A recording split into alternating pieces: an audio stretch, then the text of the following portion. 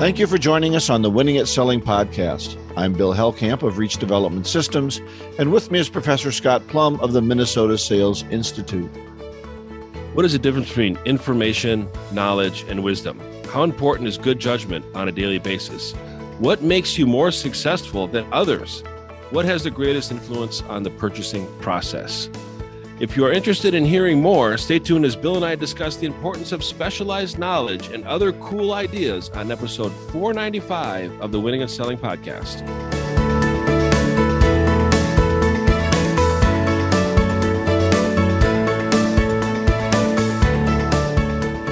Well, I wish I had more knowledge sometimes than I do, but we'll explore this and see what it means. Usually when you're in that situation, you're about to get schooled. Yeah, that's right. That's right. But before we start that, we are coming to the last couple of sections of our sales jiu-jitsu book. We're on part 3, winning, and chapter 8, counters.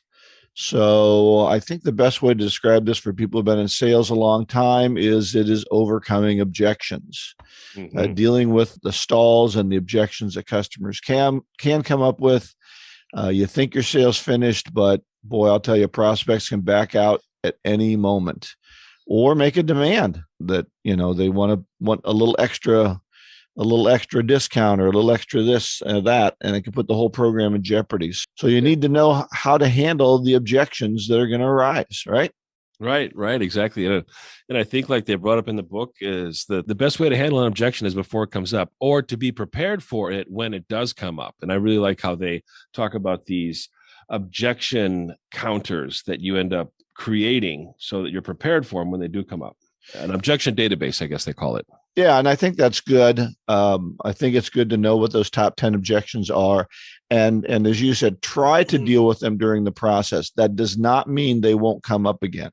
If you say, one of the big objections is how long the process is going to take, and you deal with how long the process is going to take in your presentation, this doesn't stop them from saying, boy, this is going to be a long process. But you brought it up in advance. And I think by bringing up an objection in advance, it doesn't look like a surprise. And you can say, well, as we talked about in the presentation, we know it's a long process, but the reason we do it are these 3 reasons. So I always like the common objections and thinking, if they're that common, you really need to figure out a way to deal with them more effectively and not at the end. They need to get rid of them early on. And in reality, objections are just unasked questions. The salesperson didn't ask the question to be able to flush out a concern or an objection before it came up. And if they bring up the objection before it comes up and the prospect knocks it down, the prospect can't bring it up later because they already took it off the table and it's not relevant in the conversation anymore. Well, we hope they can't bring it up again, but that doesn't mean that they won't. Right. Well, the salesperson has to be really good at listening and going, well, I thought we talked about that. That's right. Said this. Yeah. You told me it wasn't important earlier. So that's what they call prevent escapes. So don't let them get out of dealing with this objection. Come up with that list, as you said, a database of the most common objections. And this is one thing I really got from Daniel when we met him, is that they really feel that practicing and preparation is key.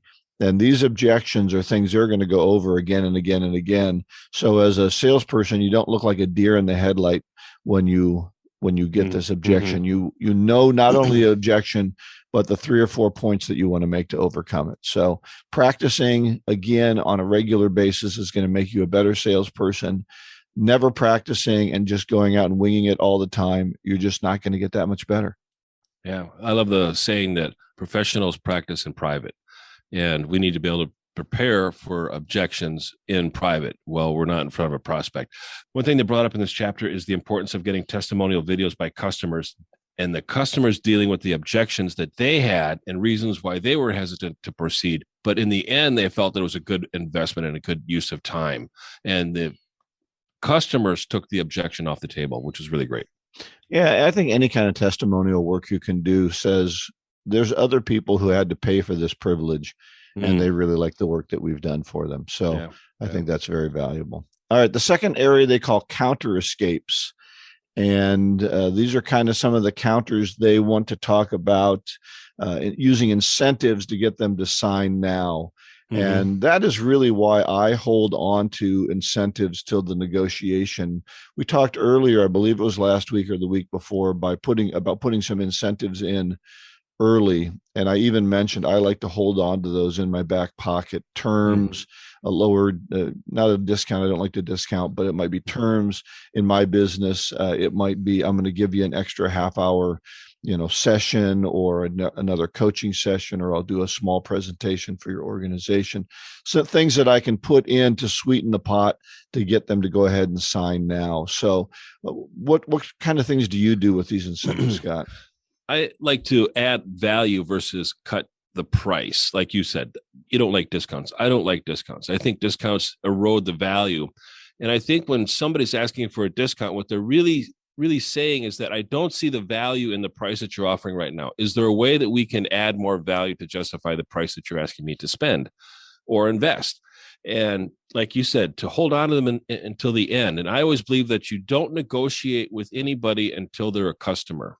Until they agree to work with you, you don't negotiate. You present, and then once they say, we're going to work with you, how can we make this arrangement a little bit better? Because right now, we're just kind of seeing that the price is a little high. How can we exchange value to be able to justify the price? And then everybody feels like they're getting a good deal at the end of the negotiations. Yeah, and I think that desire for a good deal is intrinsic to all of us. We want to think we got the best opportunity, and to be able to throw in a little bit for the customer is always kind of funny. And I, as a customer too, as a negotiator, I can remember I bought a sports car many years ago. I still have it.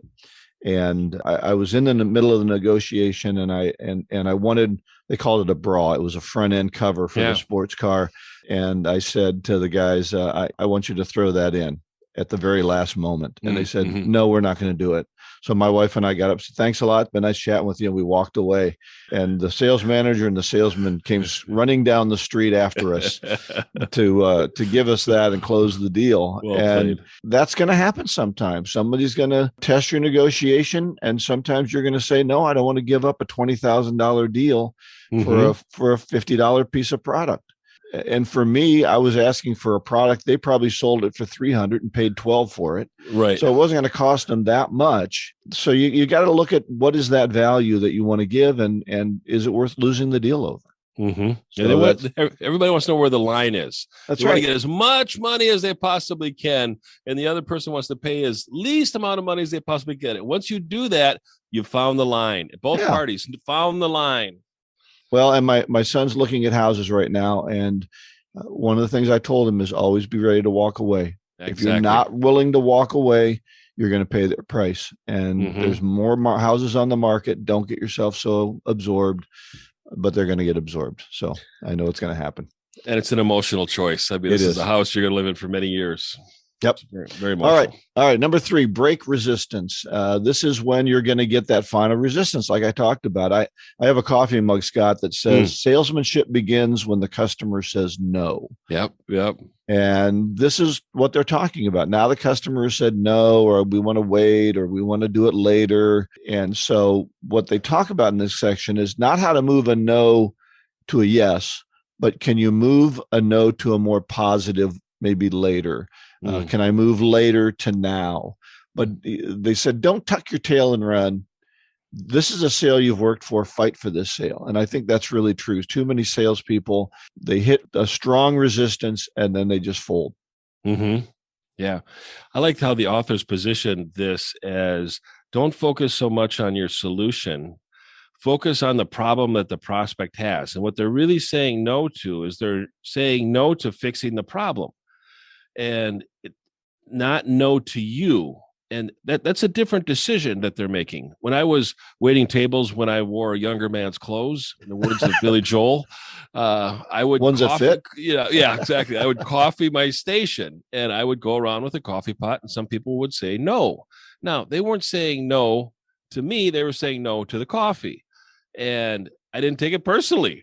I mean, of course, I never took it personally. I get into sales, and then I start hearing no, and then all of a sudden I take it personally. It's like, wait a minute, no, you were in sales back then. You're in sales now. Everybody's in sales. Yep. They said no to fixing the problem, not no to you. That's a friend of mine says, a mentor of mine says, when you say no to the lady offering you ketchup, she doesn't go to the back room and cry. Yeah, exactly. Exactly. You didn't want my ketchup. No, they just don't want your ketchup, man. They don't use ketchup. So take a break. That's right. That's right. And the salespeople were sometimes we get too emotionally involved in it. And I think that's because they didn't come to us. We had to go out and find them. We had to cultivate them. We had to. So we've invested a lot. And I believe that's why the authors are saying, don't fold now. You've invested too much. Mm-hmm. The customer is confused generally. You've probably confused them. So let's see if we can figure a way out of this problem. Yeah. Good advice. All right. Good book. We got some more book giveaways. You want to talk about that? Sure. Go to the website winningatselling.com, fill out the form, enter the book drawing. It's a great way to engage with Bill and I. We welcome your feedback, your comments, things that you like, things that you wish that we did different, things that you'd like us to add. So we're always grateful for your feedback, and you can submit all of that at winningatselling.com. So if you want to enter the book drawing, go there, and we're giving away the book Sales Jiu-Jitsu by Elliot Bayev and Daniel Moshkowitz. 2 books each week. This week's winner is Tom Holderly. Met him at a PSA meeting. Thanks for coming, Tom. Thanks for listening. And Dorothy Chang. All right. Congratulations, Tom and Dorothy. We'll reach out, get your address, and get those books out to you. This segment has been brought to you by The Art of Prospecting, Your Guide to Get in the Door by Steve Kloida. I'm Ron Lehman, and I want to tell you about one of the best sales books I've ever read. The Art of Prospecting, Your Guide to Get in the Door, gives you the tools and techniques to fill your pipeline and achieve more sales success. The author is Steve Kloida, known as the prospecting expert, and this book proves it. So if you want to learn from the master, get The Art of Prospecting, Your Guide to Get in the Door. It's available at theprospectingexpert.com. Just click on the Buy Book button. So our topic today is on specialized knowledge, the importance of specialized knowledge. And I read this out of the book, Think and Grow Rich. This is the 4th law of riches as they break the book down. And for those of you that have read the book, you know what I'm talking about. If you haven't read the book. Scott sent me the segment. I got to reread that book. It's been too long. Oh, it's a fascinating book. And I bought that book in 1990. I read it in about 2010, and I carried it around for 20 years. And I finally read it. I'm like, oh my God, this is the book that I've been waiting for. I mean, It's such a powerful book. You read it, and it's almost like a history book because it's a different time when this book was written. Obviously, I think it was in the 30s. But the power of specialized knowledge is one of the chapters that I took away as being very critical to, I think, success for a salesperson. And there are really 2 types of salespeople. There are those or ones that love selling, and then there are those that love what they sell. And they get so passionate about, like you said, Bill, sports cars. I mean, imagine a salesperson that gets so consumed with sports cars that they love a sports car so much that they love selling sports cars. It's like that history teacher in high school that you are just inspired by, and they motivate you to go to college and get a history degree, which is absolutely worthless once you get it. But it's that teacher that inspired you so much. You know, the history degree qualifies you to get a further history degree. Right. So Yeah. And these are the salespeople that really commit to specialized knowledge. Some of you may have children that are really into gaming, and you're like, the kid spends so much time in the basement on the TV yelling at his, with his friends. Okay, so maybe that's a career, is to test games in the future and to be able to improve them. So maybe they want to study that as specialized knowledge. There's a gift there. Maybe, I don't know. There might be some money in gaming too. I think Microsoft just bought Activision for $70 billion or something like that. Cash. So yeah. Well, they have cash. So yeah, they do. So tell us about what do you mean by specialized knowledge, Scott, and what's the value of this? Because you and I have talked in the past that too much product knowledge or too much focus on product knowledge gets salespeople in trouble. And that they spend so much time trying to learn their product that they never get their butt out the door to sell anything. And so what's the balance here? Because I agree that some knowledge is good.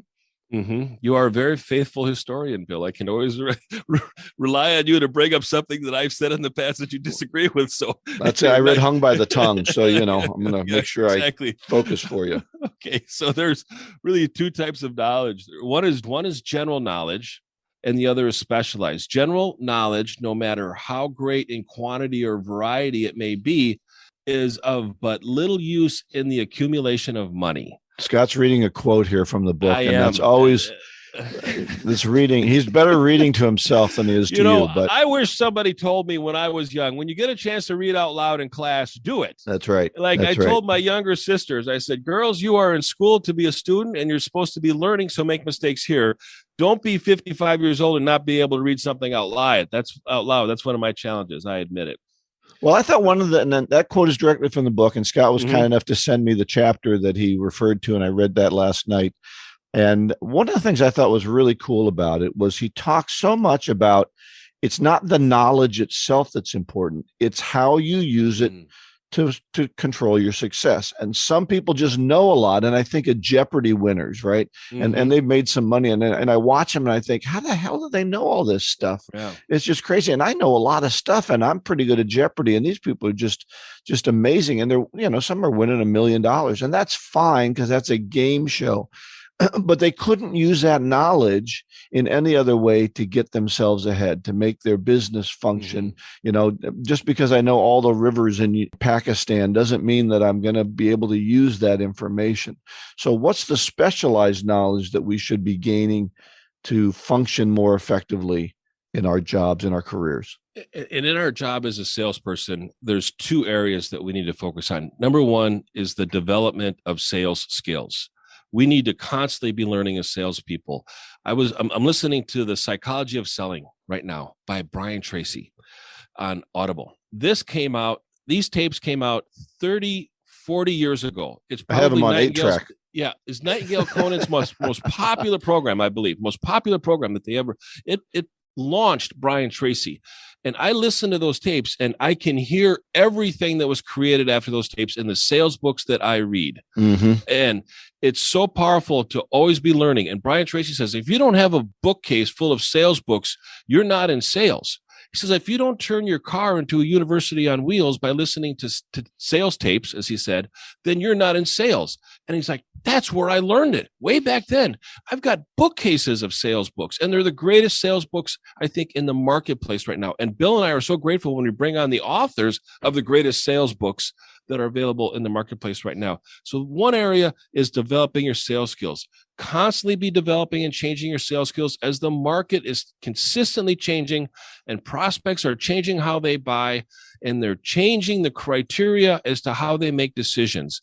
And you'll see it in the marketplace. It's not necessarily the CEO or the president or the owner of the company that makes the decision like it was 30 or 40 years ago.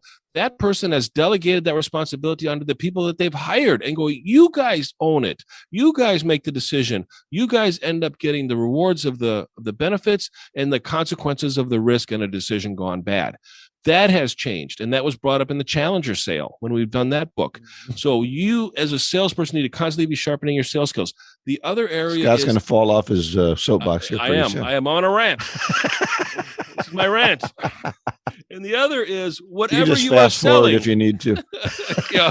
10 seconds on the podcast. I know people do that. They all the commercial. And I need a 30-second button for when Scott's talking. I think there is 30-second there too, depending on which one you're listening to. There you go. And the other one is the topic of the product that you sell. And here's where Bill and I disagree a little bit, but you have to know enough about the product to know what the product does and the problem that the product solves. You are in the problem finding business, not the problem solving business. You as salespeople, you have to go out and search for problems, and you need to work with prospects that want to change their problems, that want to change the problem now, today, and with you. That's the other area. And there are many industries that are easier to learn the product knowledge, and there are some that are very, very difficult. And it takes a 2-year learning track to be able to uncover everything that's available. When you look at some of the science or the technology, it can get very, very specific in that area to be able to learn the product knowledge. That is my rant, Bill. Thanks for everybody for listening. Bill, I'm sure you have some thoughts. Well, I had some thoughts, but they've gone out of my mind. Okay. Well, I don't know where we disagree. I think that specialized knowledge is going to enhance your sales ability. And I mean, product and industry knowledge. Mm-hmm. I think you need to know your industry. I think you need to know what's going on in your industry. I think that's why I think it's better if companies silo you into particular industry expertise areas, because there's a lot to learn these days about what's going on with organizations, especially, as you said, if you're in technology. But I think if you can gain industry expertise, you're going to bring that valuable industry expertise and information into your customers, and you're going to become more valuable to your customers. You're not just a salesperson. I think you should be able to speak at conferences. It really increases your cachet. I just worked with a friend of mine about a month ago. He was speaking at a large conference, and we went over his presentation. We honed it up a little bit for him. And I think he told me he has 4 or 5 great leads out of that presentation. Just by being up there, he became the expert at this packaging issue that he was talking about. And then I think you need to keep your product or service at the forefront of industry standards. And if you know what's going on with your competitors and what's going on in the industry, you can help your organization get better and create a better product and not get behind, because you know what the needs of the industry are. So I think that industry expertise is important. And then I think your own product knowledge is important. You've got to be able to give better solutions to the customer.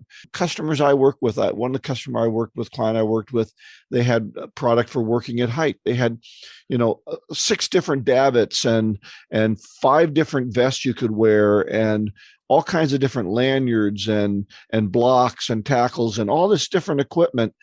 And it's important to know, here's the situation this person is going to find themselves in, and to be able to put together a package that's going to keep them safe, keep them comfortable, and be able to move around freely in that situation. So, not knowing enough about it, and I tell my customers this all the time, I couldn't do what you do because I don't have enough knowledge. But the chances are pretty good you already have enough knowledge to get out there and sell. You just need to be able to sell better. And so that's where the third step is. You have industry knowledge, you have your specific product knowledge.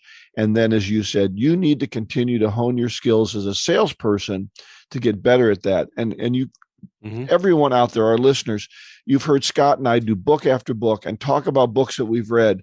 If you're not reading books about selling, if you're not listening to books about selling or audios or podcasts like this, not just us, but there's so many good ones out there, do more of it. There's so much more to learn, and a half hour a week from us isn't near enough.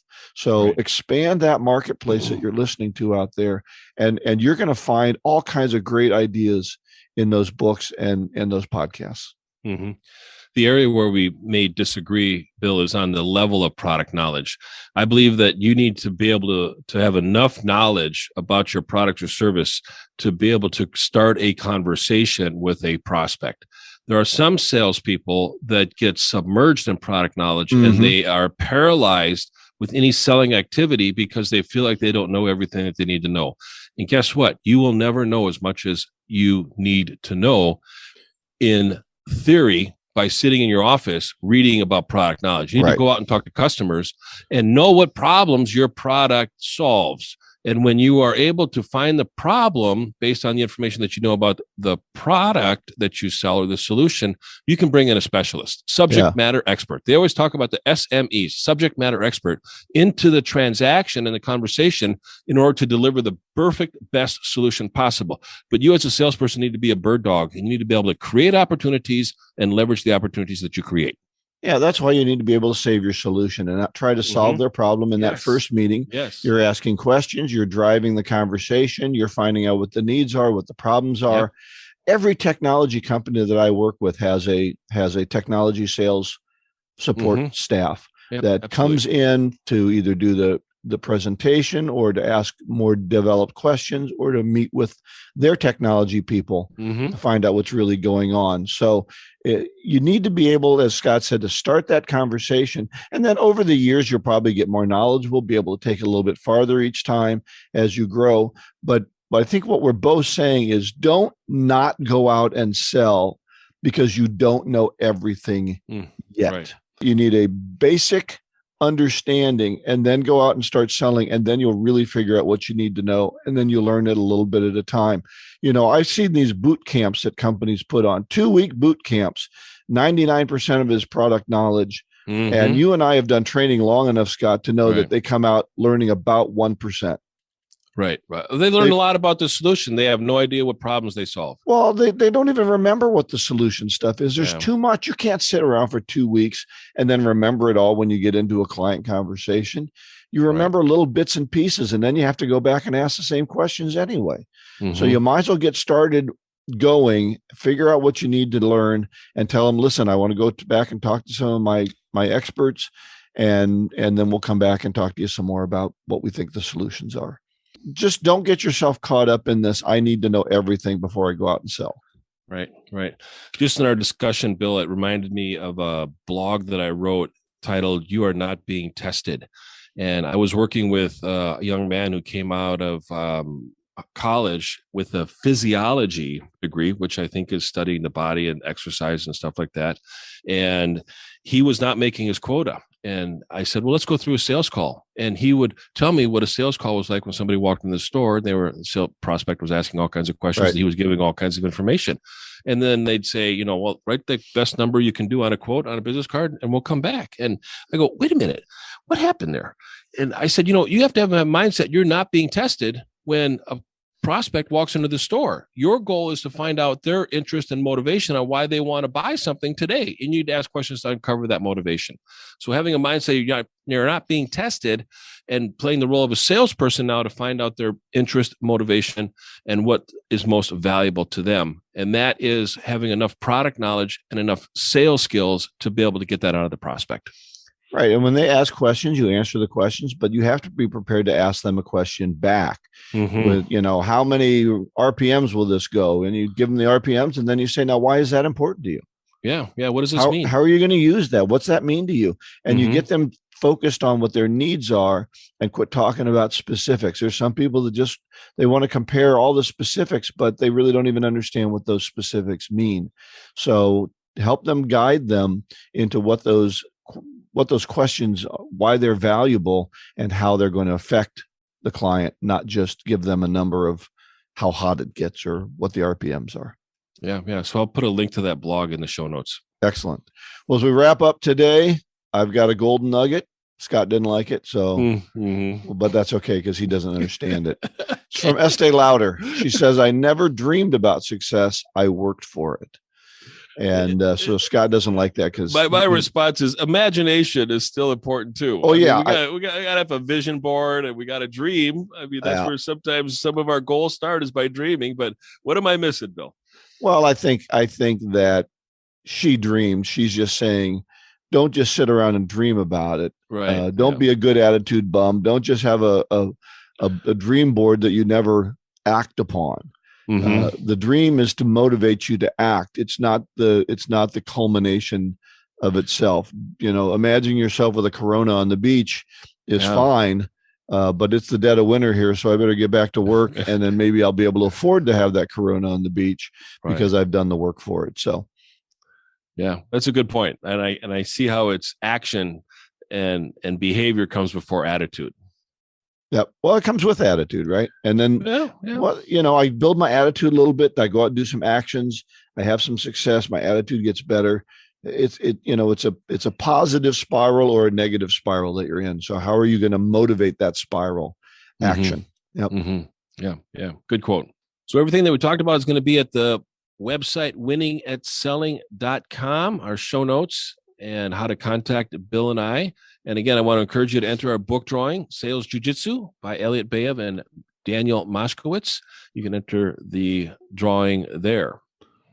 Next week, we're going to have the second to the last chapter. There's 10 chapters in Sales Jiu-Jitsu. We're on part 3, Winning, chapter 9, Win. And our topic is overcoming fear. Go out and get better one skill at a time. Joyful selling.